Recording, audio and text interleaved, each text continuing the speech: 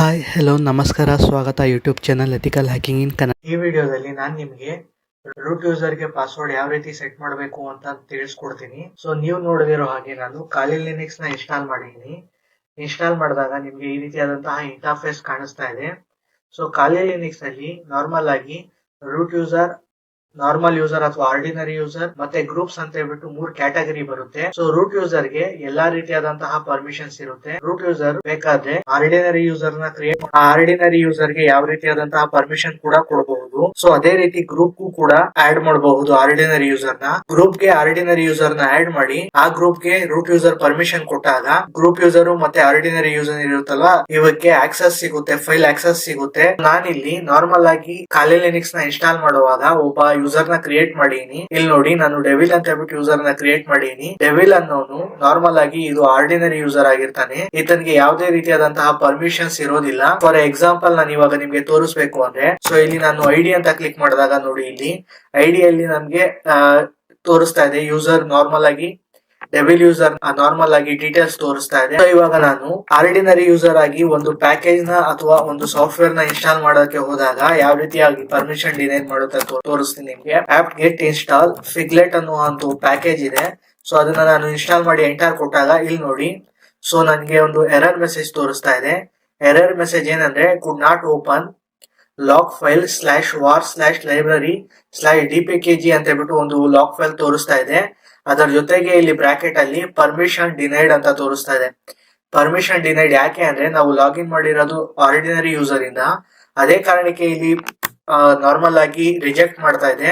ನಾವು ಇದೇ ಕಮಾಂಡ್ ಸುಡೋ ಕೊಟ್ಟು ಆಪ್ ಗೆಟ್ ಇನ್ಸ್ಟಾಲ್ ಫಿಗ್ಲೆಟ್ ಅಂತ ಕೊಟ್ರೆ ಇದು ಪ್ಯಾಕೇಜ್ ಇನ್ಸ್ಟಾಲ್ ಆಗುತ್ತೆ ನೋಡಿ. ಸೊ ಇಲ್ಲಿ ಪಾಸ್ವರ್ಡ್ ಕೇಳ್ತಾ ಇದೆ, ನಾವು ಪಾಸ್ವರ್ಡ್ ಕೊಟ್ರೆ ಈ ಪ್ಯಾಕೇಜ್ ಇನ್ಸ್ಟಾಲ್ ಆಗುತ್ತೆ. ಸೊ ಈ ರೀತಿ ನಾವು ಪದೇ ಪದೇ ರೂಟ್ ಅಥವಾ ನಾರ್ಮಲ್ ಆಗಿ ಸುಡೋ ಕಮಾಂಡ್ ನ ಯೂಸ್ ಮಾಡಬಾರ್ದು. ಅಂದ್ರೆ ಸೊ ನಾವು ರೂಟ್ ಯೂಸರ್ ಆಗಿ ನಾವು ಸಿಸ್ಟಮ್ ನ ಯೂಸ್ ಮಾಡಬಹುದು. ಇನ್ನೊಂದು ಆಪ್ಷನ್ ಇದೆ, ಏನಂದ್ರೆ ಈ ಆರ್ಡಿನರಿ ಯೂಸರ್ ನ ನಾವು ರೂಟ್ ಯೂಸರ್ ಫೈಲ್ ಅಲ್ಲಿ ಆಡ್ ಮಾಡಿದಾಗ ಈ ಆರ್ಡಿನರಿ ಯೂಸರ್ಗೂ ಕೂಡ ರೂಟ್ ಪರ್ಮಿಷನ್ ಸಿಗುತ್ತೆ. ಸೊ ಅದು ನಾನು ಮುಂದೆ ಬರುವಂತಹ ವಿಡಿಯೋಸ್ ಅಲ್ಲಿ ನಾನು ನಿಮ್ಗೆ ತಿಳಿಸ್ಕೊಡ್ತೀನಿ. ಇವತ್ತಿನ ಈ ವಿಡಿಯೋದಲ್ಲಿ ನಾನು ನಿಮ್ಗೆ ರೂಟ್ ಯೂಸರ್ ಗೆ ಪಾಸ್ವರ್ಡ್ ಯಾವ ರೀತಿ ಕೊಡೋದು ಅಂತ ತಿಳಿಸ್ಕೊಡ್ತೀನಿ. ಇಲ್ಲಿ ನೋಡಿ, ರೂಟ್ ಯೂಸರ್ ಗೆ ಪಾಸ್ವರ್ಡ್ ಕೊಡ್ಬೇಕಂದ್ರೆ ಮೊದಲಿಗೆ ನೀವು ಟರ್ಮಿನಲ್ ನ ಓಪನ್ ಮಾಡಿ. ಟರ್ಮಿನಲ್ ನ ಓಪನ್ ಮಾಡಿ ಇಲ್ಲಿ ನಾವು ಒಂದು ಕಮಾಂಡ್ ಯೂಸ್ ಮಾಡ್ತೀವಿ, ಸುಡೋ ಸು ಅಂತ ಹೇಳ್ಬಿಟ್ಟು. ಸುಡೋ ಸು ಕಮಾಂಡ್ ಏನ್ ಮಾಡುತ್ತೆ ಅಂದ್ರೆ ಇದು ಫೋರ್ಸ್ ಮಾಡುತ್ತೆ ರೂಟ್ ಯೂಸರ್ ಗೆ ವಿತೌಟ್ ಪಾಸ್ವರ್ಡ್. ಇಲ್ಲಿ ನೋಡಿ, ನಾನು ಸುಡೋ ಸು ಅಂತ ಕೊಟ್ಟಾಗ ಎಂಟರ್ ಕೊಟ್ಟಾಗ ಇಲ್ಲಿ ಆರ್ಡಿನರಿ ಯೂಸರ್ ನ ಪಾಸ್ವರ್ಡ್ ಮಾತ್ರ ಕೇಳ್ತಾ ಇದೆ. ನಾನು ಇಲ್ಲಿ so ordinary user password mention ಮಾಡಿದಾಗ ನಾವು ಡೈರೆಕ್ಟ್ ಆಗಿ ರೂಟ್ ಯೂಸರ್ ಆಗಿ ಲಾಗಿನ್ ಆಗ್ತಾ ಇದ್ದೀನಿ. ಇವಾಗ ಈ ರೂಟ್ ಯೂಸರ್ ಬೇಕಾದ್ರೆ ಈ ಆರ್ಡಿನರಿ ಯೂಸರ್ ನ ಡಿಲೀಟ್ ಮಾಡಬಹುದು. ಇವಾಗ ಡಿಲೀಟ್ ಮಾಡಕ್ ಆಗೋದಿಲ್ಲ, ಯಾಕೆ ಅಂದ್ರೆ ನಾವು ಆಲ್ರೆಡಿ ಲಾಗಿನ್ ಆಗಿರೋದು ಆರ್ಡಿನರಿ ಯೂಸರ್ ಇಂದ. ಸೊ ಅದೇ ಕಾರಣಕ್ಕೆ ಬ್ಯಾಕ್ ಗ್ರೌಂಡ್ ಅಲ್ಲಿ ಆರ್ಡಿನರಿ ಯೂಸರ್ ಪ್ರೊಸೆಸ್ ನಡೀತಾ ಇರುತ್ತೆ. ಅದೇ ಕಾರಣಕ್ಕೆ ನಾವು ಆರ್ಡಿನರಿ ಯೂಸರ್ ನ ಈ ರೀತಿ ಡೈರೆಕ್ಟ್ ಆಗಿ ಡಿಲೀಟ್ ಮಾಡಕ್ ಆಗೋದಿಲ್ಲ. ಸೊ ಅದೇ ಕಾರಣಕ್ಕೆ ನಾನೇನ್ ಮಾಡ್ತಾ ಇದ್ದೀನಿ, ಮೊದಲಿಗೆ ನಾನು ರೂಟ್ ಯೂಸರ್ ಗೆ ಒಂದು ಪಾಸ್ವರ್ಡ್ ಸೆಟ್ ಮಾಡ್ಕೋತಾ ಇದ್ದೀನಿ. ಪಾಸ್ವರ್ಡ್ ಸೆಟ್ ಮಾಡ್ಬೇಕಂದ್ರೆ ಯಾವ್ದೇ ಯೂಸರ್ ಗೆ ಕಮಾಂಡ್ ಬಂದು PASSWD ಅಂತ ಹೇಳ್ಬಿಟ್ಟು, ಇದು ಪಾಸ್ವರ್ಡ್ ನ ಶಾರ್ಟ್ ಫಾರ್ಮ್ ಆಗಿರುತ್ತೆ. ಪಾಸ್ವರ್ಡ್ ಅಂತ ಟೈಪ್ ಮಾಡಿ ಯೂಸರ್ ನ ಮೆನ್ಷನ್ ಮಾಡಿ, PASSWD ಪಾಸ್ವರ್ಡ್ ಅಂತ ಮೆನ್ಷನ್ ಮಾಡಿ, ರೂಟ್ ಅಂತ ಮೆನ್ಷನ್ ಮಾಡಿ ಎಂಟರ್ ಕೊಟ್ಟಾಗ ಇಲ್ಲಿ ನಮ್ಗೆ ಪಾಸ್ವರ್ಡ್ ಸೆಲೆಕ್ಟ್ ಮಾಡ್ಕೊಳಕ್ ಕೇಳ್ತಾ ಇದೆ. ಸೊ ನಾನು ಇಲ್ಲಿ ರೂಟ್ ಅಂತ ಕೊಡ್ತಾ ಇದ್ದೀನಿ, ಮತ್ತೆ ರೂಟ್ ಅಂತ ಕೊಟ್ಟು ಎಂಟರ್ ಕೊಟ್ಟಾಗ ಸೊ ಇಲ್ಲಿ ನೋಡಿ ಪಾಸ್ವರ್ಡ್ ಅಪ್ಡೇಟ್ ಆಗಿದೆ ಯೂಸರ್ಗೆ, ರೂಟ್ ಯೂಸರ್ಗೆ. ಸೊ ನೆಕ್ಸ್ಟ್ ನಾನು ಏನ್ ಮಾಡ್ತಾ ಇದ್ದೀನಿ, ಸಿಸ್ಟಮ್ ನ ರೀಸ್ಟಾರ್ಟ್ ಮಾಡ್ತಾ ಇದ್ದೀನಿ.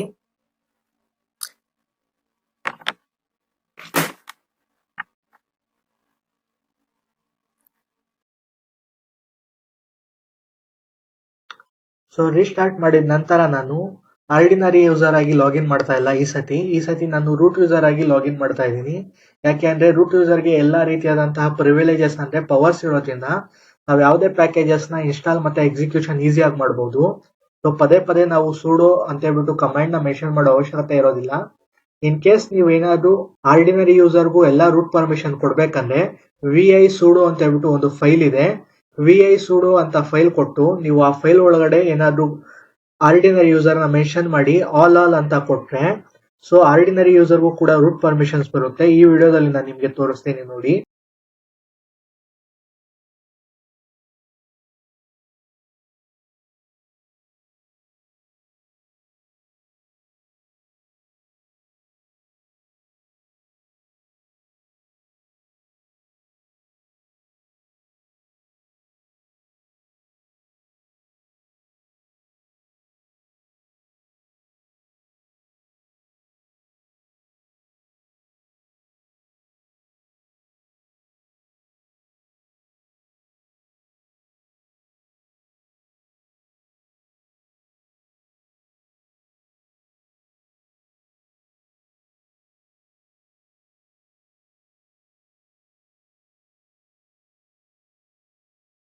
ನೀವು ನೋಡಿರೋ ಹಾಗೆ ನಾನು vi sudo ಅಂತ ಫೈಲ್ ನ ಓಪನ್ ಮಾಡಿ ಆ sudo ಫೈಲ್ ಅಲ್ಲಿ ಆರ್ಡಿನರಿ ಯೂಸರ್ ನ ಮೆನ್ಷನ್ ಮಾಡಿ ಆರ್ಡಿನರಿ ಯೂಸರ್ ಗೆ ರೂಟ್ ಯೂಸರ್ ಪ್ರಿವಿಲೇಜಸ್ ನ ಕೊಟ್ಟು ಸೇವ್ ಮಾಡಿದೆ.